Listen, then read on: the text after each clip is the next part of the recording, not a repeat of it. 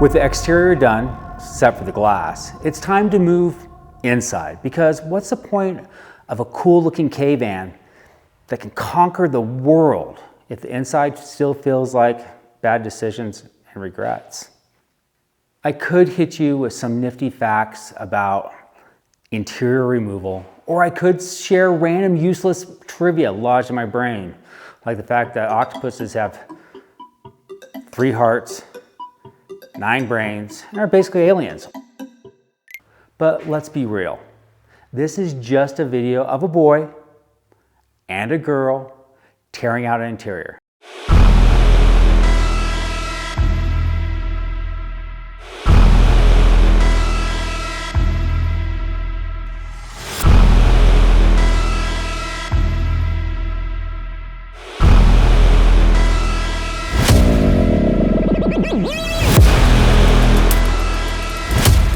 If we find anything interesting, we'll slow down so I can bask in the moment we totally discover a pristine, mint condition 1995 Topsun Charizard Blue Back card.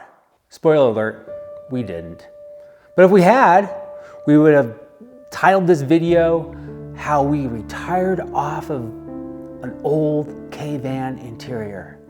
Amazing, here's another pro tip for future us about interior removal.